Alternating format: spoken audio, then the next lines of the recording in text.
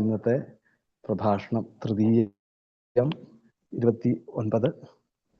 നമ്മളുടെ ഏത് സത്സംഗങ്ങളുണ്ടെങ്കിലും നമ്മളോടൊപ്പം വായിക്കാനും പ്രഭാഷണത്തിനും കീർത്തനം ചൊല്ലാനും ഒക്കെ സഹകരിക്കുന്ന മായ വിശ്വനാഥാണ് നമുക്കിന്ന് ആ തൃതീയം 29 കപിലോപദേശത്തിലെ വിശേഷപ്പെട്ടതായിട്ടുള്ള അധ്യായം നമുക്ക് പറഞ്ഞു തരുന്നത്. ആ അമ്മയുടെ വാക്കുകളിലേക്ക് നമുക്ക് ശ്രദ്ധിക്കാം. എല്ലാ ആചാര്യ മര്യാദകളോടും കൂടി പാദങ്ങളിൽ നമസ്കരിച്ചുകൊണ്ട് ഈ വേദിയിലേക്ക് സുസ്വാഗതം ചെയ്യുന്നു. ഗോവിന്ദനാമ സങ്കീർത്തനം. ഗോവിന്ദ ഗോവിന്ദ. ഓം ഗം ഗണപതയേ നമഃ. ശ്രീ ഗുരുഭ്യോ നമഃ. ശ്രീമാത്രേ നമഃ. ഓം ഹരേ നാരായണ. അപ്പൊ ഇപ്രാവശ്യം നമ്മൾ കപിലോപദേശം 29ാമത് ചൊല്ലി നിർത്തി. എനിക്ക് തിരുമേനി എന്നോട് പറഞ്ഞിരിക്കുന്നത് 29ാമത്തെ ഭക്തിയോഗത്തെ കുറിച്ച് പറയാനാണ്. അപ്പൊ 25ാമത്തെ അധ്യായം തൊട്ടിട്ട് 33ാമത്തെ അധ്യായം വരെയാണ് കപിലോപദേശം.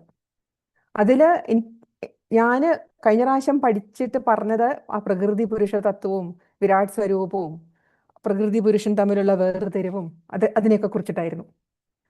അപ്പോൾ ഇതിന്റെ കോണ്ടെക്സ്റ്റ് പറയുകയാണെങ്കിൽ കർദമ പ്രജാപതി, അതായത് ദേവഹൂതിയുടെ ഭർത്താവ്, അദ്ദേഹം തപസ്സിന് പോയ ശേഷം ദേവഹൂതി കപിലമുനി പുത്രനോട് ചോദിക്കുകയാണ്, ഈ ജനനം മരണം ദുഃഖം മോഹം ഇതിൽ നിന്നൊക്കെ എങ്ങനെയാണ് മോക്ഷം കിട്ടുക? അപ്പോൾ ഭഗവാൻ ദേവിക്ക് മോക്ഷമാർഗം ഉപദേശിക്കുകയാണ്. അപ്പോൾ മോക്ഷമാർഗത്തിൽ ആദ്യം അഷ്ടാംഗ യോഗത്തിന്റെ പ്രാക്ടിക്കൽ വേസ് ഒക്കെ പറഞ്ഞു കൊടുത്തു. അതാണ് 28ാമത്തെ അധ്യായം. അതിനുശേഷം ദേവി ചോദിക്കുകയാണ്, ഇപ്പോ പ്രകൃതി പറഞ്ഞു തന്നു, പുരുഷനെ കുറിച്ച് പറഞ്ഞു തന്നു, അത് തമ്മിലുള്ള വ്യത്യാസങ്ങൾ പറഞ്ഞു തന്നു, ഇതൊക്കെ അറിയണത് കാരണം ഭക്തി ഉണ്ടാവും എന്നും പറഞ്ഞു തന്നു. പക്ഷെ ആ ഭക്തിയെ കുറിച്ച് കൂടുതൽ പറഞ്ഞു തരുമോ? എനിക്ക് ആ ഭക്തിയുടെ മാർഗത്തിനെ കുറിച്ച് പറഞ്ഞു തരുമോ? ഈ ഈ ഈ ഈ ഈ ലോകത്തിൽ ജനിക്കണ ജീവനുകളുടെയൊക്കെ സംസാരഗതിയെ കുറിച്ചിട്ട് പറഞ്ഞു തരുമോ? പിന്നെ കാലസ്വരൂപത്തിനെ കുറിച്ചിട്ട് പറഞ്ഞു തരണം. ഇങ്ങനെയൊക്കെ ദേവഹൂതി ചോദിക്കുകയാണ്. അപ്പോൾ കപില ഭഗവാന് വളരെ സന്തോഷമായി. അതായത് ദേവഹൂതി ചോദിക്കുന്നത് ദേവഹൂതിക്ക് മാത്രം വേണ്ടിയിട്ടുള്ള ചോദ്യങ്ങളൊന്നും അല്ല, ഇതൊക്കെ നമുക്ക് എല്ലാവർക്കും വേണ്ടിയിട്ടാണ് ദേവഹൂതി ചോദിക്കുന്നതെന്നും കൂടെ നമ്മൾ മനസ്സിലാക്കണം. എനിക്ക് തോന്നുന്നു അത് കണ്ടിട്ടാവണം കപില ഭഗവാന് കൂടുതൽ സന്തോഷമായത്. ബിക്കോസ് ലോകഹിതത്തിന് വേണ്ടിയിട്ടാണ്, ലോകാ സമസ്ത സുഖിനോ ഭവന്തു ആണല്ലോ. അപ്പൊ അതിന് വേണ്ടിയിട്ടുള്ള ചോദ്യങ്ങളായിരുന്നു ഇതൊക്കെ. അപ്പൊ ഭഗവാൻ പറഞ്ഞു കൊടുക്കുകയാണ്. അതാണ് നമ്മൾ ഭക്തിയോഗം എന്നുള്ള ഇതില് 29ാമത്തെ ഈ അധ്യായത്തിൽ നോക്കാൻ പോണത്. അപ്പോ ഭഗവാൻ തുടങ്ങിയത് ഈ ഭക്തി കുറെ മാർഗത്തിലുണ്ട്. എനിക്ക് അത് പറയാൻ ഒരു കുഞ്ഞു കാര്യം ഞാനൊന്ന് കാണിച്ചു തരാം നിങ്ങൾക്ക്. ഓക്കെ, ഇപ്പൊ നമ്മൾ നോക്കുകയാണെങ്കിൽ ഈ ത്രിഗുണങ്ങളുടെ സമ്മിശ്രണമാണ് മനസ്സ്. നമ്മൾ മനസ്സിനെയാണ് മനസ്സിലാക്കാൻ പോണത്. നമ്മളൊക്കെ ഡീൽ ചെയ്യണ കാര്യമാണ് മനസ്സ്. അപ്പോൾ ഭഗവാൻ പറഞ്ഞു വരുന്നത് ഈ ഓരോ ജീവനിലും ഈ സത്വം രജസ് തമസ് എന്ന 3 ഗുണങ്ങളും ഉണ്ട്. അത് ഒരാളിന് സത്വഗുണം മാത്രമായിരിക്കും, അല്ലെങ്കിൽ ഒരാളിന് രജോ ഗുണം മാത്രമായിരിക്കും, ഒരാളിന് തമോ ഗുണം മാത്രമായിരിക്കും എന്നല്ല. ഇത് എപ്പോഴും ഒരു കോമ്പിനേഷനിലായിരിക്കും നമ്മളുടെ അകത്ത് ഉണ്ടാവുക. അത് ഓരോരുത്തരുടെയും മനസ്സിന്റെ എക്കോസിസ്റ്റം എൻവയൺമെന്റ് അനുസരിച്ച് അത് മാറിക്കൊണ്ടിരിക്കും. അത് സമയം അനുസരിച്ച് മാറും, അത് കാലം അനുസരിച്ച് മാറും.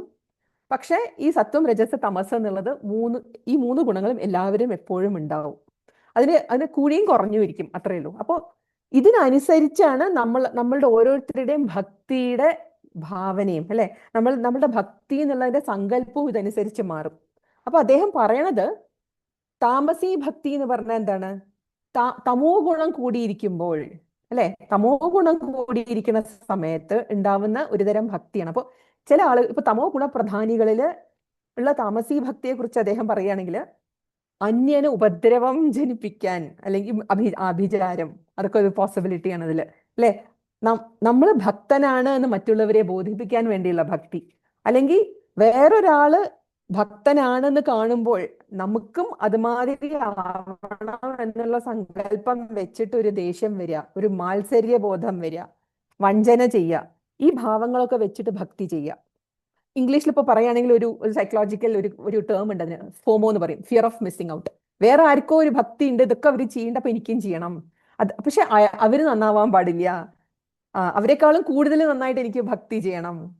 എന്നൊക്കെ പറഞ്ഞ് നമ്മൾ ഭക്തി ചെയ്യുകയാണെങ്കിൽ അതൊക്കെ താമസി ഭക്തിയിൽ പെടും എന്നാണ് കപില ഭഗവാൻ പറയുന്നത്. തിരുമേനി തെറ്റുണ്ടെങ്കിൽ എന്നെ കറക്റ്റ് ചെയ്യണം കേട്ടോളൂ. ഇത് ഇത് ത്യജിക്കപ്പെടാവുന്ന ഭക്തിയാണ്. അപ്പൊ ഇതാണ് താമസി ഭക്തി. ഇതിൽ ഭേദഭാവനയുണ്ട്. എനിക്കും മറ്റുള്ളവരിലും തമ്മിലുള്ള ഭേദഭാവന, എനിക്കും ഈശ്വരിലും തമ്മിലുമുള്ള ഭേദഭാവന. ഈ ജീവാത്മാവും പരമാത്മാവും വേറെ, അതിനെക്കുറിച്ചൊക്കെ ആലോചിക്കണ്ടോന്നേ അറിയില്ല ഈ താമസി ഭക്തിയിൽ. ഇതാണ് ആദ്യത്തെ തരം ഭക്തി. പിന്നെ നമുക്ക് നോക്കുന്നത് രജോ ഗുണപ്രധാനം അല്ലെ. രജോ ഗുണപ്രധാനമുള്ള മനസ്സുകളിലുള്ള ഭക്തി അതെങ്ങനെയായിരിക്കും? അതെനിക്ക് സത്കീർത്തി വേണം, എനിക്ക് ഐശ്വര്യം വേണം, എനിക്ക് വിഷയസുഖങ്ങളൊക്കെ എനിക്ക് കിട്ടണം, എനിക്ക് ധനം വേണം എന്നൊക്കെ സങ്കല്പിച്ചിട്ട് നമ്മൾ ദേവതകളെ ഉപാസിക്കുക. ഇതും ഒരുതരം ഭേദഭാവനയാണ്. ഇത് നമ്മൾ ഒരുമാതിരി വ്യാപാരമായി അല്ലേ, ഇത് ഒരുമാതിരി കച്ചവടമായി. നമ്മളുടെ രണ്ട് പഴത്തിന് വേണ്ടിയിട്ടാണോ ഗണപതി അവിടെ ഇരിക്കുന്നത്? ഒരിക്കലും അല്ല. പക്ഷേ ഇതാണ് രണ്ടാമത്തെ തരം രാജസി ഭക്തി എന്ന് കപില ഭഗവാൻ പറയുന്നു. മൂന്നാമത്തെ തരമാണ് സാത്വികി ഭക്തി. അതില് എൻ്റെ പാപം ക്ഷയിക്കണം, എൻ്റെ കർമ്മത്തെ ഞാൻ ഈശ്വരനിലേക്ക് സമർപ്പിക്കുന്നു, വേദവിധികളൊക്കെ അനുസരിച്ചിട്ട് ഞാൻ ഭഗവാനെ പൂജിക്കാം എന്നുള്ള ഒരു സങ്കല്പം. ഇതിലും ഞാൻ വേറെ ഭഗവാൻ വേറെ എന്നൊരു ഭേദഭാവനയുണ്ട്. പക്ഷെ ഇത് ഭേദഭാവന ഉണ്ടെങ്കിലും ഇത് സ്വീകാര്യമാണ്. ആദ്യത്തെ രണ്ടുമാണ് ത്യജിക്കപ്പെടേണ്ടത്. ഇതിലേക്കാണ് നമ്മൾ എത്തേണ്ടത്. ഇത് മൂന്നുമാണ് ത്രിഗുണങ്ങളെ ആശ്രയിച്ച് ത്രിഗുണങ്ങളുടെ പ്രേരണയോട് കൂടിയിട്ടുണ്ടായിരിക്കുന്ന ഭക്തി. ഈ ഭക്തിയിലൊക്കെ നമ്മൾ ഉപാസിക്കുന്ന ഈ ഭക്തന്മാര് ഒന്നിൽ ആർത്തനായിരിക്കും, ദുഃഖിതനായിരിക്കും, അല്ലെങ്കിൽ അർത്ഥാർത്ഥിയായിരിക്കും, അർത്ഥങ്ങൾ ആഗ്രഹിച്ചിട്ടുള്ള ഭക്തനായിരിക്കും, അല്ലെങ്കിൽ ജിജ്ഞാസുമായിരിക്കും ഇത് എന്താണെന്നൊക്കെ അറിയാൻ വേണ്ടിയിട്ട്, അല്ലെങ്കിൽ മുമുക്ഷു ആയിരിക്കും. മുമുക്ഷു എന്ന് പറഞ്ഞാണ് മോക്ഷത്തെ ഇച്ഛിക്കുന്നവൻ. അപ്പോൾ ഈ 4 തരം ഭക്തന്മാരിലും എന്തെങ്കിലും ഒരു ആഗ്രഹത്തെ മുൻനിർത്തിയാണ് അവർ ഭക്തി ചെയ്യണത്. ഇതാണ് അവർ പറയണത് ഗുണത്രയങ്ങളെ ഇൻഫ്ലുവൻസ്ഡ് ആയിട്ടുള്ള ഭക്തി. 4ാമത്തെ തരം ഭക്തിയാണ് കപില ഭഗവാൻ ഉപദേശിച്ചതിൽ വെച്ചിട്ട് ഏറ്റവും ഉത്തമമായ ഭക്തി. അതെന്താണ്? ഈ 3 ഗുണത്രയങ്ങളുടെയും പ്രേരണകളെ അതിക്രമിച്ചിരിക്കുന്ന ഭക്തി. ഇനിയിപ്പോ ഇതാണ് ത്രിഗുണങ്ങൾ പ്രേരിതമായ ഭക്തി. ഇത് 4നും അപ്പുറം ഈ ത്രിഗുണങ്ങളുടെ അതിനെ അതിക്രമിച്ചിരിക്കുന്ന ഭക്തി. അതെന്താണ്? ഭഗവാന്റെ ഗുണങ്ങളെ അല്ലെങ്കിൽ നാമത്തെ കേൾക്കുന്ന സമയത്ത് തന്നെ നമ്മളുടെ മനസ്സ് നമ്മുടെ ഹൃദയത്തിൽ ഭഗവാനെ പ്രതിഷ്ഠിച്ചിരിക്കുന്ന സ്ഥലത്തങ്ങോട്ട് ലയിക്കുക അത്രേ. ഭീഷ്മർക്കൊക്കെ അതാ സംഭവിച്ച. കുന്തി ദേവി അതാ പറഞ്ഞത് അല്ലെ, എപ്പോഴും എനിക്ക് എൻ്റെ മനസ്സിനെ ഭഗവാനിലോട്ട് ഗംഗ സമുദ്രത്തിലേക്ക് പോണ മാതിരി ഒഴുകണം എന്നാണ് കുന്തിദേവി ഭഗവാനോട് പ്രാർത്ഥിച്ചത്. അതന്നെയാണ് അനന്യഭക്തി. കപില ഭഗവാൻ ആ ശ്ലോകത്തിൽ എന്ത് ഭംഗിയായിട്ടാ പറയണം? മദ്ഗുണശ്രുതി മാത്രേണ. ഭഗവാന്റെ ഗുണത്തിന്റെ ശ്രുതികൾ കേൾക്കുന്ന സമയത്ത് തന്നെ നമ്മളുടെ ഹൃദയമാഹം ആകുന്ന ഗുഹയിൽ വസിക്കുന്ന ഭഗവാനിൽ നമ്മൾ ലയിക്കണം അത്രേ. എനിക്ക് തോന്നുന്നു അതിന്റെ ഒരു ഇൻഡിക്കേഷൻ ആണ്. നമുക്ക് ചിലപ്പോൾ ചില സമയത്ത് നാമം ചൊല്ലുമ്പോഴോ ചില പാട്ട് പാടുമ്പോഴൊക്കെ നമുക്ക് കരച്ചിൽ വരും അല്ലേ. അത് സങ്കടത്തോടുള്ള കരച്ചിലല്ല, അത് ഭയങ്കര ആനന്ദത്തോടുള്ള കരച്ചിലാണ്. ചിലപ്പോൾ രോമാഞ്ചം വരും. അതൊക്കെ എനിക്ക് തോന്നുന്നു ഒരു കൈൻഡ് ഓഫ് ഇൻഡിക്കേഷൻ ആണ് ദാറ്റ് നമ്മൾ നമ്മുടെ ഹൃദയത്തിൽ ഭഗവാനെ അനുഭവിക്കാൻ തുടങ്ങിയിരിക്കണു എന്നുള്ളതിന്. എനിക്ക് തോന്നുന്നു അത് നമ്മൾ കൂട്ടിക്കൂട്ടി കൊണ്ട് വരിക വേണ്ടത്. ചില അധികം വേറെ വിശേഷണങ്ങൾ അവർ ഉപയോഗിക്കുന്നത് അഹൈതുകി. അഹൈതുകി എന്ന് പറഞ്ഞാൽ ഹേതു ഇല്ലാതെ, കാരണമില്ല. എനിക്ക് ഭഗവാനെ ഞാൻ ഭക്തി ചെയ്യണതിൽ എനിക്കൊരു മനസ്സിലൊരു കാരണം വിചാരിച്ചിട്ടല്ല. ഭക്തി ഫോർ ഭക്തി സേക്ക് എന്ന് പറയില്ലേ, അതുമാതിരി അഹൈതുകി. പിന്നെ ഹേതു ഇല്ലാതെ, പിന്നെ അവ്യവഹിത, അതായത് നിരന്തരമായിട്ട്. അതായത് ഒരു ബാക്ക്ഗ്രൗണ്ടിൽ ഇങ്ങനെ എപ്പോഴും നമ്മളുടെ ഹൃദയത്തിൽ ഇങ്ങനെ ഉണ്ടാവുക. പിന്നെയോ അന്യാഭിലാഷ ശൂന്യം, വേറെ അഭിലാഷകളില്ല. ഇതൊക്കെ ഇല്ലാതിരിക്കണ ഈ ഭക്തി നാമശ്രവണത്തിൽ തന്നെ നമ്മൾ ലയിക്കാൻ പറ്റുമാണെങ്കിൽ ഇതാണ് അത്യുത്തമം, ഇതാണ് മോക്ഷതുല്യം. ഇതിൽ എനിക്ക് പ്രതിഫലം കിട്ടും, എനിക്ക് ഫലം കിട്ടും എന്നുള്ള ഇച്ഛയില്ല. അപ്പൊ ഈ ഭക്തന്മാരുണ്ടല്ലോ, അവരുടെ അടുത്ത് ഭഗവാൻ നേരിട്ട് വന്നിട്ട് ഞാൻ നിനക്ക് എല്ലാതരം മുക്തിയും തരാം. അവരത് പറയണ്ടല്ലേ, സാലോക്യ സാർഷ്ട്യ സാമീപ്യ സാരൂപ്യ സായുജ്യ മുക്തികൾ. ഇതൊന്നും വേണ്ട, ഇത് തന്നാൽ തന്നെയും എനിക്ക് വേണ്ട എന്നത്രേ ആ ഭക്തന്മാർ പറയും. ബിക്കോസ് അവർക്ക് ആ സ്റ്റേറ്റിൽ ഇങ്ങനെ ഇരിക്കാനാണ് ഇഷ്ടം. അവരുടെ ഭക്തിയാണ് നിർഗുണ. ഇങ്ങനത്തെ ആളുകളെ ശരീരം നശിച്ചു കഴിഞ്ഞാൽ ഇവർ സായുജ്യം പ്രാപിക്കും എന്ന് കപില ഭഗവാൻ നമുക്ക് ഉറപ്പു തരുന്നുണ്ട് അവിടെ. ഇത് തന്നെയാണ് ഭക്തിയോഗം. ഇതാണ് മോക്ഷ സാധനയിൽ ഏറ്റവും ഉത്തമം. ഇപ്പൊ ക്ലിയർ ആണ് ദാറ്റ് ഞാൻ അറ്റ്ലീസ്റ്റ് ഈ ആദ്യത്തെ 3 തരം ഭക്തിയിൽ പെടുന്ന ഒരാളാണ്. എനിക്ക് ഈ അവസാനത്തെ തരം ഭക്തിയിലേക്ക് എങ്ങനെ എത്താൻ പറ്റുക, അതും ഭഗവാൻ ഉപദേശിക്കുന്നുണ്ട്. പക്ഷെ ഇത് പറഞ്ഞു വരുമ്പോൾ ഭാഗവതത്തിൽ ഞാൻ വായിച്ചതായി അറിഞ്ഞില്ല. പക്ഷെ എനിക്ക് തോന്നിയത് ഒന്നുമില്ലാത്തതിനേക്കാളും ഈ 3 ഭക്തികളുള്ളത് വിശേഷം തന്നെയാണ്. ഇതിന്ന് നമ്മൾ അടുത്തതിലേക്ക്, നമ്മൾ എപ്പോഴും നമ്മുടെ ഒരു ജേർണി അല്ലേ, നമ്മൾ എപ്പോഴും വളരുക വേണ്ടത്. അപ്പം നമ്മളുടെ ജേർണിയുടെ അടുത്ത സ്റ്റെപ്പാണ് നമ്മൾ ഈ 4ാമത്തെ തരം ഭക്തിയിലേക്ക് എത്തുക എന്നാണ് എന്റെ വിശ്വാസം. അപ്പൊ ഈ ഭക്തിയുടെ പല വിധം അല്ല തിരുവേനി, അങ്ങനെയല്ലേ? അപ്പൊ ഈ ഭക്തിയുടെ എനിക്ക് തോന്നുന്നത് ഏറ്റവും നമ്മൾ ഒരിക്കലും ഉണ്ടാവാൻ പാടില്ലാത്തൊരു സ്റ്റേറ്റ് എന്ന് പറയുന്നത് ഒരു ഉദാസീനതയാണ്. അതായത് ഭഗവാനോട് ദേഷ്യം, വെറുപ്പ്, ഭഗവാൻ ഇല്ലാന്നുള്ള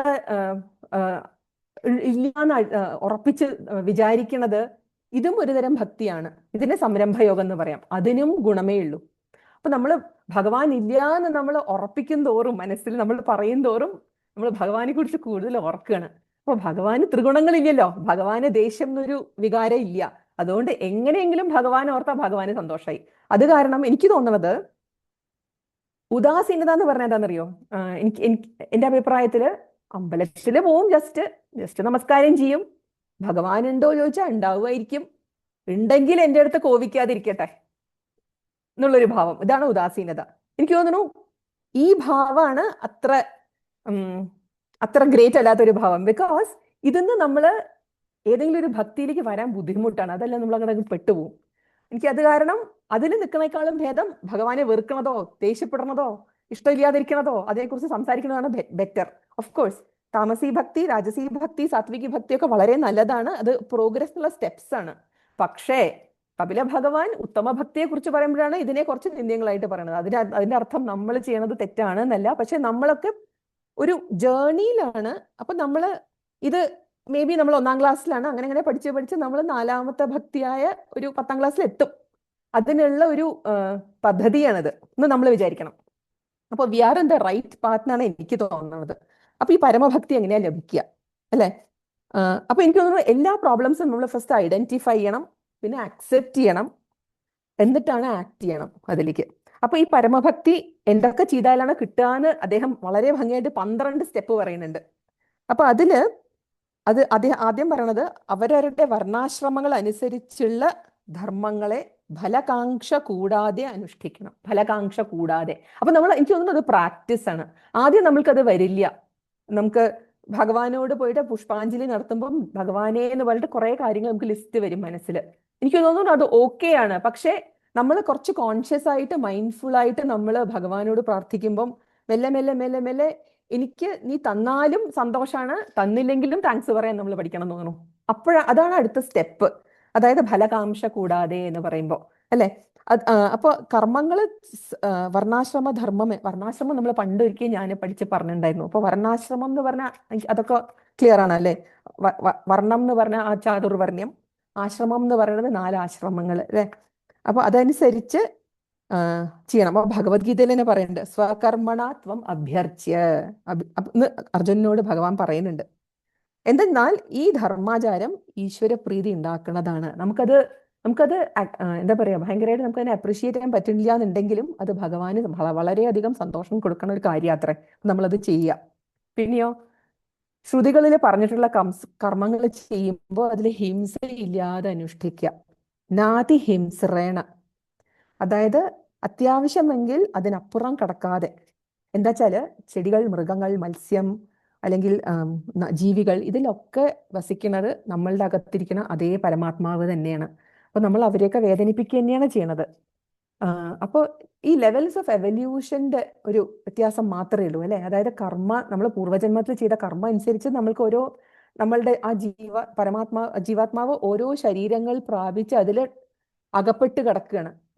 അപ്പോൾ ഈ കോൺഷ്യസ്നെസ്സിന്റെ ഈ പടികൾ അനുസരിച്ച് അവരുടെ ഇമോഷൻസ് മാറി വരും. അപ്പൊ അതുകൊണ്ട് ചെടി, മൃഗം, മത്സ്യം, ഇങ്ങനെ എവല്യൂഷന്റെ ലെവൽ ഇങ്ങനെ കൂടി വരണം. അത് നമ്മൾ കുറച്ച് കഴിഞ്ഞാൽ നോക്കും എന്തായാലും, അല്ലെ? അപ്പോ എനിക്ക് തോന്നുന്നു ഏതോ ഒരു ബുക്കിൽ ഞാൻ വായിച്ചിട്ടുണ്ടായിരുന്നു. അതായത് നമുക്കിപ്പോ കൊന്നേ അടങ്ങൂ, നോൺ വെജ് കഴിച്ചേ അടങ്ങൂ എന്ന് വെച്ചാൽ മത്സ്യം കഴിക്കുന്നതാണ് എത്രയോ ഭേദം നമ്മളൊരു ബീഫോ അല്ലെങ്കിൽ ഒരു മട്ടണോ കഴിക്കുന്നേക്കാളും. എന്താ വെച്ചാല് എവല്യൂഷൻ ഏറ്റവും കുറഞ്ഞിരിക്കുന്ന ജീവിയാണ് മത്സ്യം. അതിന് നെർവസ് സിസ്റ്റം ഡെവലപ്ഡ് അല്ല.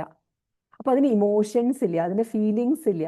അപ്പൊ ഇമോഷൻസും ഫീലിങ്സും കൂടുന്നതിനനുസരിച്ച് അവരിൽ വാസനകൾ ഉണ്ടാവും. ആ വാസനകള് ആണ് നമ്മളുടെ കർമ്മമായിട്ട് പിന്നെ മാറാൻ പറ്റുക നമുക്ക്, അല്ലെ? അപ്പൊ അവര് പറയണത് അങ്ങനെയാണ്. അപ്പൊ ചെടികൾക്കാണ് ലീസ്റ്റ് അതിൽ ഇമോഷൻസ് ഉള്ളത്. അത് കാരണമാണ് ഈ ഇസ്കോണിലൊക്കെ അവർ പറയുമില്ലേ, നമ്മൾ കഴിക്കുകയാണെങ്കിൽ അത് കഴിക്കണം, ബിക്കോസ് അതിന്റെ എവല്യൂഷൻ ലെവല് അതിന് ഫീലിങ്സ് ഇല്ല, ഇമോഷൻസ് ഇല്ല എന്ന് കാരണം. അപ്പൊ അതിന് വേദന, പേടി, അതൊക്കെ മാറ്റർ ചെയ്യും. അപ്പൊ നമുക്ക് അത്യാവശ്യം എങ്കിൽ അതിന് അത്രക്കുള്ള ഹിംസ മാത്രം ചെയ്ത് അതിനപ്പുറം കടക്കാതെ എന്ന് അതുകൊണ്ടാണ് പറയണത്. പിന്നെയോ ഭഗവാന്റെ രൂപത്തെ, വിഗ്രഹത്തെ ദർശിക്കുക, സ്പർശിക്കുക, പൂജിക്കുക, സ്തുതിക്കുക, നമസ്കരിക്കുക, ഇതൊക്കെ അതിന്റെ ഒരു ഒരു ഒരു മാർഗമാണ്. പിന്നെയോ സർവ്വഭൂതങ്ങളിലും ഭഗവാനെ കാണുക, എല്ലാവരിലും നമുക്ക്. അപ്പോൾ അങ്ങനെ അതെനിക്ക് തോന്നുന്നു അതും ഒരു പ്രാക്ടീസ് ആണ്. ഇപ്പൊ ഞാൻ ചെയ്യാൻ തുടങ്ങിയിട്ടുണ്ട്. അപ്പൊ എനിക്കൊരു നെഗറ്റീവ് തോട്ട് വരികയാണെങ്കിൽ നമുക്ക് ആ ചിന്ത വരുമ്പോൾ തന്നെ നമുക്ക് അതിനെ മനസ്സിലാക്കാൻ കഴിഞ്ഞാൽ, ഞാനിപ്പോ എന്താ അറിയുക ചെയ്യണത്, ഒരു ഒരു നിങ്ങൾ പ്രാക്ടീസ് ചെയ്ത് നോക്കൂ കേട്ടോ, അത് ഭയങ്കര ബ്യൂട്ടിഫുൾ ആണ്. അതായത് എനിക്കൊരു ബാഡ് തോട്ട് വരികയാണെങ്കിൽ ഞാൻ ഉടനെ കാമാക്ഷി കാമാക്ഷി എന്ന് പറയും. അപ്പൊ നമ്മൾ ആ തോട്ട് അവിടെ കട്ടാവും. ഓക്കെ, നമുക്ക് കൃഷ്ണ കൃഷ്ണ എന്ന് പറയും, എനിക്ക് എന്തോ കാമാക്ഷി കാമാക്ഷി എന്ന് പറയാൻ തോന്നുക. അപ്പൊ ആ തോട്ട് അവിടെ കട്ടാവും. അവിടെ കട്ടായി കഴിഞ്ഞാല് അതിനുശേഷം നമ്മൾക്ക് അതിനെ കണ്ടിന്യൂ ആവില്ല. അടുത്ത പ്രാവശ്യം പിന്നെയും വരും അത്. അപ്പൊ പിന്നെയും അങ്ങനെ പറയാ. അപ്പൊ ആദ്യം നമ്മൾ മേ ബി ഒരു മണിക്കൂറിൽ ഒരു 5 പ്രാവശ്യം പറയുന്നുണ്ടെങ്കിൽ 10 ദിവസം കഴിഞ്ഞാൽ ആ 1 മണിക്കൂറിൽ അത് 2 പ്രാവശ്യമായിട്ട് കുറയും. അപ്പൊ എനിക്ക് തോന്നുന്നു ഇത് പ്രാക്ടീസ് ആണ്. അതുകൊണ്ടാണ് അപ്പൊ നമ്മൾ എന്ത് ചെയ്യും, കുറച്ച് കഴിഞ്ഞാൽ ആ ദേഷ്യം മാറിയിട്ട് അതിലും ഭഗവാൻ തന്നെയാണ് നമുക്ക് തോന്നാൻ തുടങ്ങും. ഞാൻ ആ സ്ഥിതിയിൽ എത്തിയിട്ടില്ല, പക്ഷെ എത്തും എന്ന് എനിക്ക് ഉറപ്പുണ്ട്. അപ്പോൾ അതാണ് അവർ പറയുന്നത്, സർവ്വഭൂതങ്ങളിലും ഭഗവാനെ കാണുക. പിന്നെയോ ഭഗവത് വിദ്വേഷികളിൽ നിന്നും അകലം പാലിക്കുക. അവരെ നമ്മൾ ഉപദേശിക്കേണ്ട കാര്യമില്ല. ഭഗവാൻ കൃത്യമായിട്ട് ഭഗവത്ഗീതയിൽ പറയുന്നുണ്ട്, എന്നോട് ഇഷ്ടമില്ലാത്തവരെ കുറിച്ച് എന്നെ ഉപദേശിക്കാൻ പോകണ്ട എന്ന് പറയുന്നുണ്ട്. അതൊക്കെ നമ്മളുടെ സനാതനധർമ്മത്തിന്റെ ഭയങ്കര ഒരു വലിയ കാര്യങ്ങളാണ്, വിച്ച് നമുക്ക് ഇതിൽ കാണാൻ പറ്റില്ല. പിന്നെയോ ഒന്നിലും ആസക്തി ഇല്ലാതിരിക്കുക. ആസക്തി ഉണ്ടെങ്കിൽ ഭഗവാനിൽ വെക്കുക. അതായത് ഞാൻ അവസാനം പറയാമെന്ന് വിചാരിച്ചത്, അതായത് നമുക്ക് ഭക്തി ഉണ്ടാവണം എന്ന് പറയണത് അത് അത്ര എളുപ്പത്തിൽ വരില്ല, പക്ഷെ ആസക്തി വളരെ എളുപ്പത്തിൽ വരും. നമുക്കൊക്കെ എല്ലാത്തിലും ആസക്തി ഉണ്ട്. ആസക്തി ഭയങ്കര ഈസി കാര്യമാണ്. അപ്പോ നമ്മൾ എന്താ ചെയ്യേണ്ടത്, നമ്മുടെ മനസ്സിനെ ആസക്തി എന്ന് മാറ്റാൻ പറ്റില്ല. ആസക്തി ഉണ്ടെങ്കിൽ എന്താ പ്രയോജനം? ആസക്തി ഉണ്ടെങ്കിൽ അവിടെ പ്രിയമാണ്. പ്രിയമുണ്ടെങ്കിൽ മനസ്സ് അവിടെ നിൽക്കും. അപ്പൊ മനസ്സ് അവിടെ നിൽക്കുമ്പോഴോ അത് സഹജമായിട്ട് ആ ഏതിനോടാണോ ആസക്തി അതിനെക്കുറിച്ചുള്ള ധ്യാനത്തിൽ അങ്ങോട്ട് ഏർപ്പെടും. ഓക്കെ, അപ്പൊ ഗീതയിൽ ഭഗവാൻ പറഞ്ഞു, അങ്ങനെയാണെങ്കിൽ എന്നിൽ ആസക്തി വെക്കൂ, മൈ ആസക്ത മനാ പാർത്ഥ എന്ന് പറയുന്നുണ്ട് ഭഗവത്ഗീതയില്, അല്ലെ? അതായത് എന്നില് ഇഷ്ടത്തിനെ വെക്കൂ. അപ്പൊ എന്തായി, ആ ആസക്തി എന്നിലാവുമ്പോൾ മനസ്സ് എന്നിൽ നിൽക്കും. അത് സഹജമായ എന്നിലുള്ള ധ്യാനത്തിലേക്ക് വരും. അങ്ങനെ വരുമ്പോൾ ആ ആസക്തിയിൽ കൂടി എല്ലാറ്റിലും നിനക്ക് ഭഗവാനെ കാണാൻ പറ്റും എന്നാണ് ഭഗവാൻ അവിടെ പറയണത്. അപ്പോൾ അതാണ് ഭക്തിയുടെ സ്വരൂപം, അല്ലെ? വെറുക്കണവർക്ക്, എതിർക്കണവർക്ക്, ഇല്ല എന്ന് പറയണവർക്ക്, ഭക്തി ചെയ്യണവർക്ക്, ഭക്തരോട് ആദരവ് കാണിക്കുന്നവർക്ക്, ആർക്കാണ് ഗുണമില്ലാത്തത്? എല്ലാവർക്കും ഗുണമാണ്, അല്ലെ? അപ്പൊ ഇതൊക്കെയാണ്. പിന്നെ ഞാൻ ബാക്കി തിരിച്ചു പോട്ടെ കേട്ടോ. അപ്പൊ സർവ്വഭൂതങ്ങളിലും ഭഗവാനെ കാണുക, ഒന്നിൽ ആസക്തി ഇല്ലാതിരിക്കുക, പിന്നെയോ മഹാന്മാരെ ബഹുമാനിക്കുക, നമ്മളെക്കാളും മുകളിലുള്ളവരെ. അത് പ്രായം അനുസരിച്ചിട്ടേ അല്ല, അതിപ്പോ നമ്മൾ ക്ലിയർ ആണ്, നമ്മൾ അറ്റ്ലീസ്റ്റ് ആ ലെവലിലാണ്. കുറെ പേര് തിരുമേനിക്കാളും വലിയ വയസ്സുകൾ കൂടുതലുള്ളവര് തിരുമേനി, ഞങ്ങളൊക്കെ തിരുമേനി ഭയങ്കരമായിട്ട് ബഹുമാനിക്കണം, ആദരിക്കണമുണ്ട്. സോ നമ്മൾ അറ്റ്ലീസ്റ്റ് ആ കാറ്റഗറിയിൽ ഉണ്ട്. അപ്പൊ ബഹുമാനിക്കുക, ദുഃഖിതരിൽ കരുണ കാണിക്കുക, സമന്മാരിൽ മിത്രത കാണിക്കുക, പിന്നെയോ പരദ്രവ്യത്തെ ആഗ്രഹിക്കാതിരിക്കുക. ഇതൊക്കെ ഈസിയാണ്. ഇതിൽ കുറെ കാര്യങ്ങൾ നമ്മൾ ചെയ്യണമുണ്ട്. എനിക്ക് തോന്നുന്നു മൈൻഡ്ഫുൾ ആയിട്ട് നമ്മൾ ഇതൊക്കെ ചെയ്തു കഴിഞ്ഞാലാണ് നമ്മൾ പരമഭക്തന്മാരായിട്ട് മാറുക. പിന്നെയോ നിയമേന നടത്തുന്ന ജപവിദ്യകളെ തെറ്റിക്കാതിരിക്കുക. ഇത് ഞാൻ വായിക്കുകയാണ് കേട്ടോളൂ. പിന്നെ ആത്മപരമാത്മ സ്വരൂപങ്ങളായ ശാസ്ത്രങ്ങളുടെ നിത്യേന ശ്രവണം. എനിക്ക് തോന്നുന്നു ഇതിന്റെ ഏറ്റവും വലിയ സ്റ്റെപ്പ് നമ്മൾ സത്സംഗത്തിൽ ഇരിക്കുക എന്നുള്ളതാണ്. നമ്മളുടെ മനസ്സിനെ നമ്മൾ സത്സംഗത്തിൽ ഇങ്ങനെ സോക്ക് ചെയ്യാൻ ഇങ്ങനെ ഇടുക. ഈ അച്ചാറിടണ മാതിരി അതിൽ കിടക്കട്ടെ. അതിൽ കടന്നു കഴിഞ്ഞാൽ ഉള്ള കർമ്മവാസനകളൊക്കെ പോയിക്കോളുന്ന എനിക്ക് തോന്നുന്നത്. നാമസങ്കീർത്തനം, അത് ഞാനൊരു വളരെ ഭംഗിയായിട്ടൊരു കാര്യം വായിച്ചേ. അതായത് നാമസങ്കീർത്തനത്തിന് എന്താണ് ഇഫക്റ്റ്? ഓക്കെ, എനിക്ക് തന്നെ ആ ചോദ്യം ഉണ്ടായിരുന്നു. നമ്മൾ ചുമ്മാ ഹരിരാമ ചൊല്ലണത് കൊണ്ട് എന്താണ് ഇഫക്റ്റ്? അപ്പൊ ഞാൻ മനസ്സിലാക്കിയത്, അതായത് ഒരു ഡിസ്കോഴ്സിൽ കേട്ടത്. അപ്പൊ അദ്ദേഹം പറയാണ്, ഒരാളുണ്ടായിരുന്നു അത്രേ, അയാൾ ഒരു ഡിഗ്നിറ്റി ഉള്ള ഭയങ്കര ഡീസന്റ് ഒരു മനുഷ്യൻ. അദ്ദേഹം ഇങ്ങനെ നാമസങ്കീർത്തനമൊന്നുമില്ല, അത്യാവശ്യം അമ്പലത്തിലൊക്കെ പോണമായിട്ട് ഒരു നല്ല മനുഷ്യൻ. പെട്ടെന്ന് അദ്ദേഹം നാമസങ്കീർത്തനം തുടങ്ങിയത്രേ. രാമനാമം ജപിക്കാൻ തുടങ്ങിയ ദിവസവും കൗണ്ട് വെച്ചിട്ട്. അപ്പൊ പറയാണ്, ഒരു 3-4 മാസം കഴിഞ്ഞപ്പം അയാൾ ഭയങ്കര ഒരു ദേഷ്യം പിടിച്ച ആളും ഒരു ഇറിറ്റേഷൻ ഒക്കെ വരാൻ തുടങ്ങിയ അയാൾക്ക്, എല്ലാവരോടും ദേഷ്യം വരിക, എല്ലാവരോടും ഇങ്ങനെ കടുകടുന്ന് സംസാരിക്കുക. അപ്പോ അപ്പൊ എല്ലാരും വിചാരിച്ചു ഇയാള് വല്ല ഭക്തി മാർഗത്തിൽ ഇറങ്ങിയിട്ട് ഇയാൾ ഇപ്പൊ ഇങ്ങനെയായി മാറിയല്ലോ, പണ്ട് വളരെ ഡീസന്റ് ആയ ഒരു മനുഷ്യനായിരുന്നല്ലോ എന്ന് ആളുകൾ പറയാൻ തുടങ്ങി. അപ്പൊ ഈ ഡിസ്കോഴ്സ് ചെയ്യണ ഇദ്ദേഹം പറയാണ്, ആക്ച്വലി എന്താ സംഭവിച്ചാല് അകത്ത് ഈ വാസനകളൊക്കെ ഉള്ളിൽ ഒതുങ്ങിയിരിക്കുകയായിരുന്നു. ഓക്കെ, നാമസങ്കീർത്തനം എന്ന് പറയണത് ഈ പാലാഴി മഥനം വരി മനസ്സിനെ മഥനം ചെയ്യുക ചെയ്യണത് നമ്മൾ അറിയാതെ. അപ്പോൾ ഈ അകത്ത് ഒളിഞ്ഞിരുന്ന് ഡോർമെന്റ് ആയ ആ വാസനകളൊക്കെ ഉണ്ടല്ലോ, അത് ഈ ജന്മത്തിൽ പുറത്ത് വന്നിട്ടേ ഉണ്ടാവില്ല. അത് നാമസങ്കീർത്തനം കാരണം പെട്ടെന്ന് ഇങ്ങോട്ട് പുറത്തേക്ക് വന്നത് ഒഴുകി പോവുത്. ഈ പാലാഴി മഥനത്തില് ആദ്യം വിഷാലേ വരുന്നത്, എന്നിട്ടാണല്ലോ അമൃത് വരുന്നത്. അതേമാതിരി നമ്മളുടെ ഉള്ളിലും കുറേയൊക്കെ ഒളിഞ്ഞിരിക്കുന്നുണ്ട്. അതൊക്കെ ഇങ്ങോട്ട് പുറത്തേക്ക് വരട്ടെ. അതൊക്കെ പുറത്ത് വന്ന് വന്ന് വന്ന് ഇത് ശുദ്ധാവണം. അതാണ് നാമസങ്കീർത്തനത്തിന്റെ മഹിമ. അതുകൊണ്ട് നമ്മൾ വളരെ എളുപ്പമാണത്. അതായത് നമ്മൾ മൈൻഡ്ഫുൾ ആയിട്ട് മേ ബി നമ്മൾ ഒരു 108 പ്രാവശ്യം ജപിക്കുക, അതിനുശേഷം മൈൻഡ്ഫുൾ മെക്കാനിക്കൽ ആയാലും കുഴപ്പമില്ല എന്ന് പറയണത്, അതങ്ങൾ നടക്കട്ടെ എന്ന്. അപ്പൊ അങ്ങനെ ചെയ്യുമ്പോൾ എന്താവും എന്നറിയോ, കുറച്ചു കാലം കഴിയുമ്പോൾ അത് നമ്മുടെ ബാക്ക്ഗ്രൗണ്ട് മ്യൂസിക് ആയി മാറും. നമ്മുടെ മനസ്സിൽ, നമ്മുടെ ഹൃദയത്തിൽ നമ്മൾ എന്തെങ്കിലും പണി ചെയ്യുമ്പോഴും മനസ്സിൽ ഇതിങ്ങനെ ഓടിക്കൊണ്ടിരിക്കും. അപ്പൊ അതും ചെയ്തോളൂ എന്ന് കപില ഭഗവാൻ പറയാണ്. അതാണ് നാമസങ്കീർത്തന നിത്യവും എഴുതിയിട്ടുണ്ട്.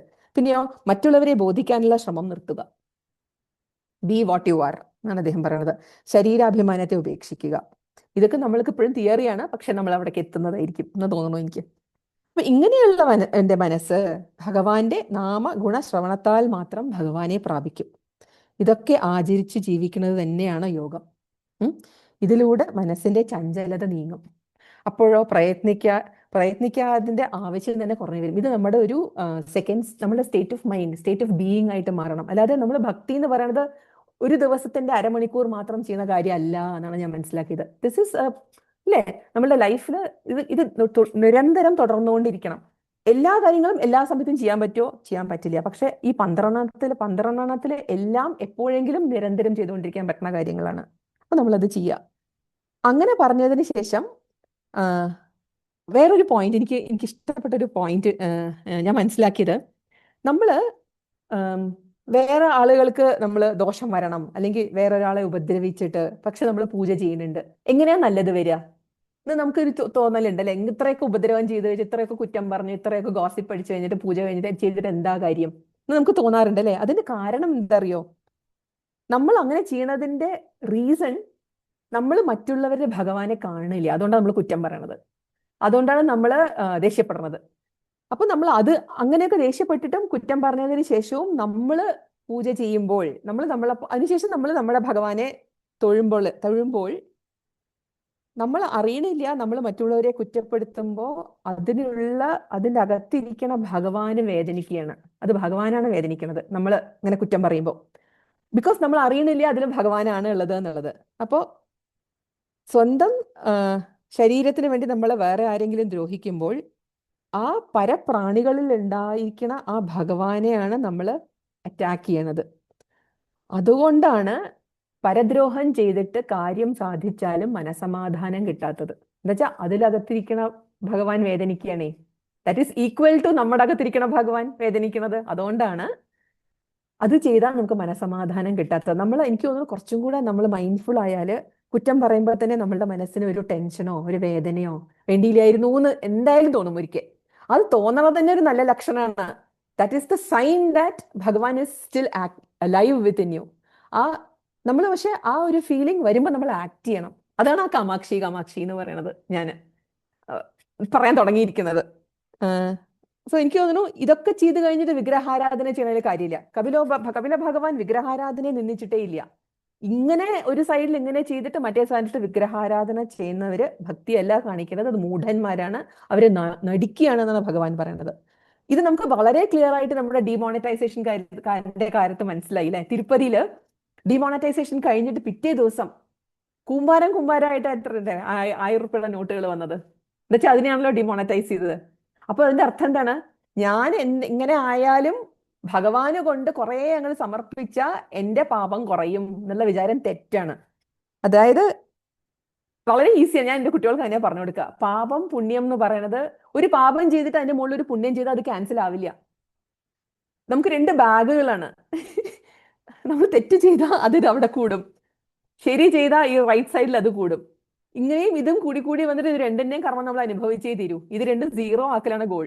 അല്ലാതെ ഇത് കൂടുതൽ ചെയ്തിട്ട് അതിന്റെ മുകളിൽ കുറെ പുണ്യം ചേർത്ത് വെച്ചാൽ അത് കോമ്പൻസേറ്റ് ആവില്ല. പോസിറ്റീവ് നെഗറ്റീവ് അല്ല അത്, രണ്ടും ആഡ് ചെയ്തുകൊണ്ടാ വരിക എന്നാണ് എനിക്ക് തോന്നുന്നത്. അപ്പൊ ഈ ജ്ഞാനം ഉണ്ടാകണ വരെ, അതായത് എല്ലാവരിലും ഉള്ളത് ഭഗവാനാണ് എന്ന് നമുക്ക് മനസ്സിലാവണത് വരെ നമ്മൾ ഈ വിഗ്രഹാരാധനകളും ഈ പറഞ്ഞ 12 വിധികളും ചെയ്താൽ നമ്മളുടെ ചിത്തത്തിൽ ഭഗവാൻ വിളങ്ങുന്നത് നമ്മൾ അറിയും. അതിനാണ് ഹൃദയ ഗുഹ എന്ന് പറയുന്നത് അല്ലെ. ഞാൻ എപ്പോഴും വിചാരിക്കും, ഗുരുവായൂർ അമ്പലത്തിൽ എനിക്ക് ചില പ്രാവശ്യം ഒന്നും ശരിക്കും ഭഗവാനെ കാണാൻ പോലും പറ്റാറില്ല. അവർ ഉന്തി വിടും എന്നാലും. അപ്പൊ ഞാൻ വിചാരിക്കും അവർക്കൊരു ട്യൂബ് ലൈറ്റ് എങ്കിലും ഇട്ടാൽ നമുക്ക് എല്ലാവരും കാണാലോ എന്ന് വിചാരിക്കാറുണ്ട്. പക്ഷെ എനിക്കിപ്പോ മനസ്സിലായി അത് ട്യൂബ് ലൈറ്റ് ഇടാത്തത് ഒരു കാരണം കൊണ്ടാണ്. തിരുമേനി കറക്റ്റ് ചെയ്യണം കേട്ടോളൂ. അതായത് ഹൃദയ ഗുഹ എന്ന് പറയുന്നത്, ഗുഹ എന്ന് പറയുന്നത് ഗുഹയുടെ അകത്ത് വെളിച്ചില്ല. ആൻഡ് അമ്പലം എന്ന് പറയുന്നത് നമ്മളുടെ ശരീരത്തിന്റെ പ്രൊജക്ഷൻ ആണ് അല്ലെ.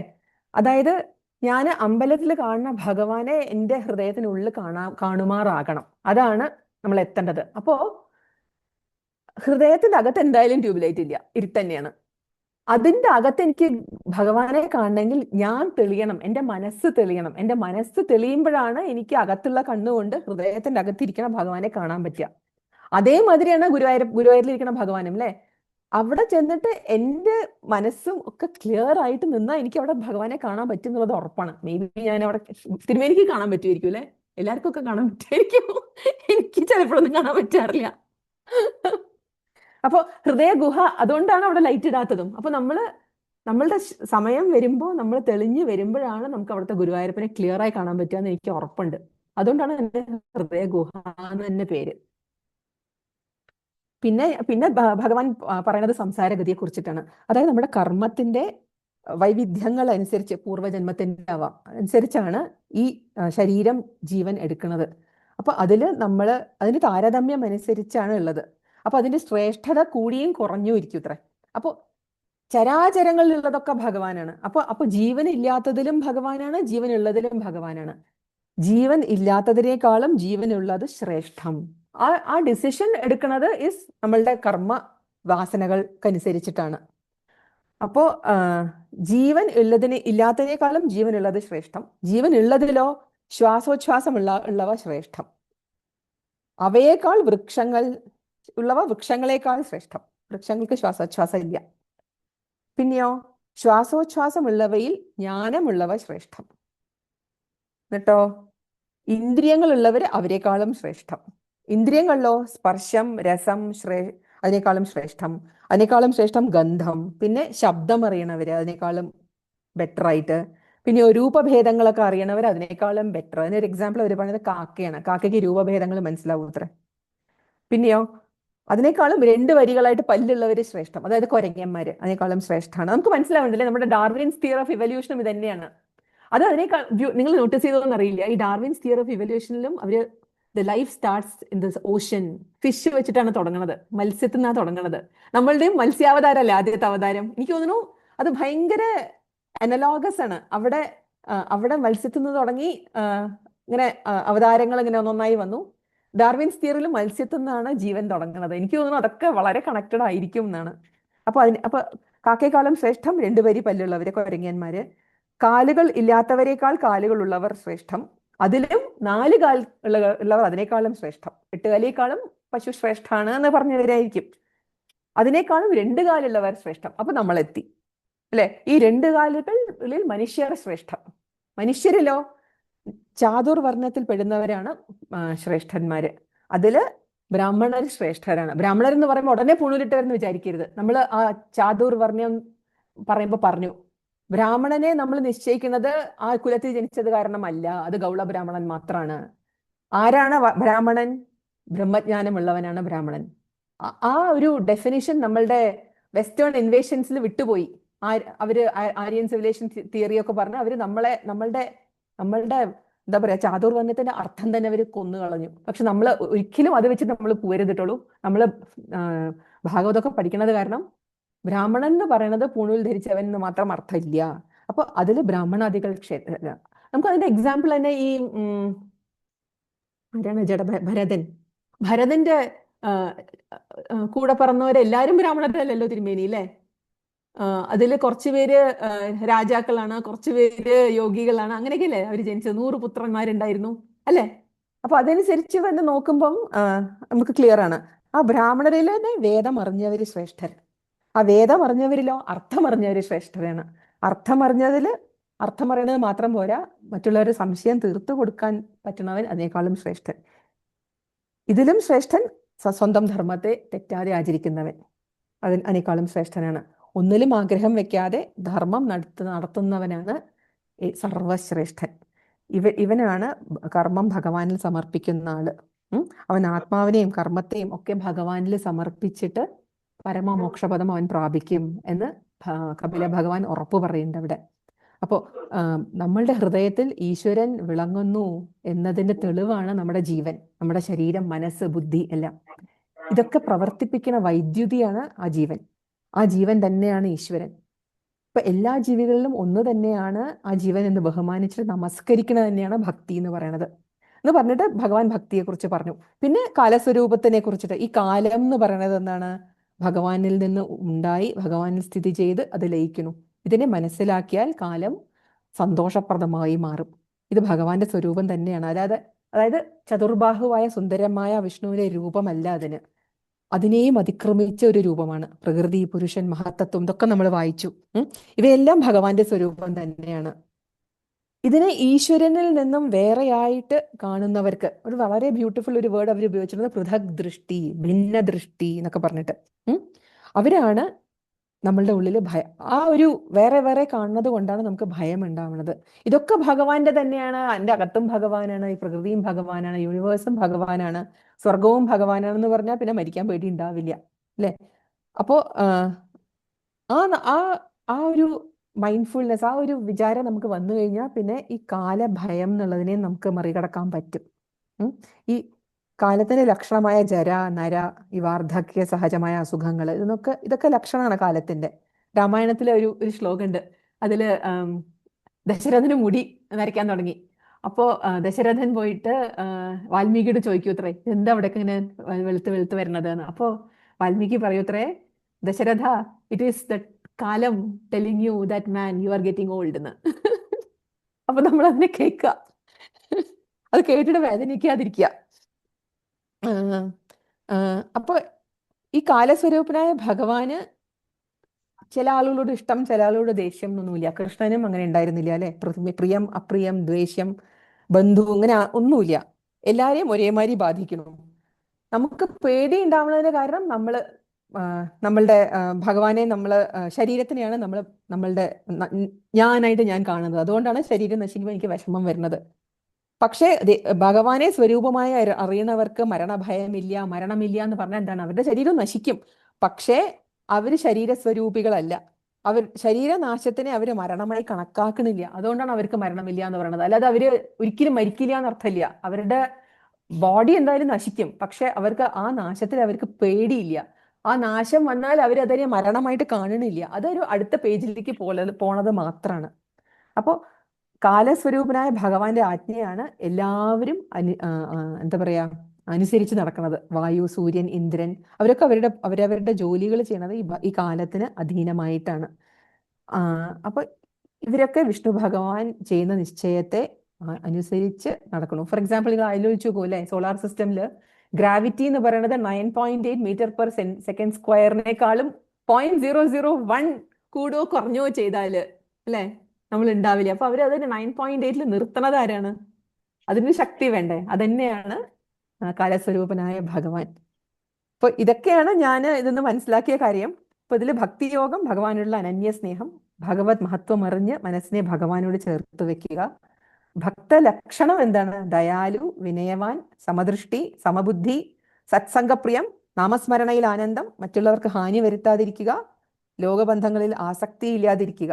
ഭക്തി യോഗത്തിന്റെ ഫലം മനസ്സിന്റെ മലിനത നീക്കി ശുദ്ധമാക്കല്, മനസ്സിന് സമാധാനം, മനസ്സിന് സന്തോഷം. എനിക്ക് തോന്നുന്നു സമാധാനം ആണ് ആദ്യം ആവശ്യം, എന്നിട്ടാണ് സന്തോഷം. സന്തോഷം ആണോ? തൃപ്തി, സംതൃപ്തി, സന്തോഷം, ഇതൊക്കെയാണ്. പിന്നെയോ മോക്ഷം എന്ന് പറയുന്നത് ജനന മരണ ചക്രങ്ങളിൽ നിന്നും മുക്തി. ഇതിന്റെ യോഗം നവാഭക്തി, നമുക്ക് നവതാഭക്തി. അത് പിന്നെ പ്രക്രിയ, അത് നമ്മൾ പറഞ്ഞല്ലോ, ആസക്തിയിൽ നിന്ന് നമ്മൾ ധ്യാനത്തിലേക്ക് മാറ്റാൻ പറ്റും ഭഗവാനോട് നമ്മൾ ചേർത്ത് വെക്കുമ്പോൾ. നമസ്കാരം. ഹരേ രാമ ഹരേ രാമ രാമ ഹരേ ഹരേ, ഹരേ കൃഷ്ണ ഹരേ കൃഷ്ണ കൃഷ്ണ കൃഷ്ണ ഹരേ ഹരേ. ഗോവിന്ദനാമ സങ്കീർത്തനം ഗോവിന്ദ ഗോവിന്ദ. ഇന്നത്തെ സുപ്രഭാതം ധന്യമായി ശരിക്കും അല്ലേ?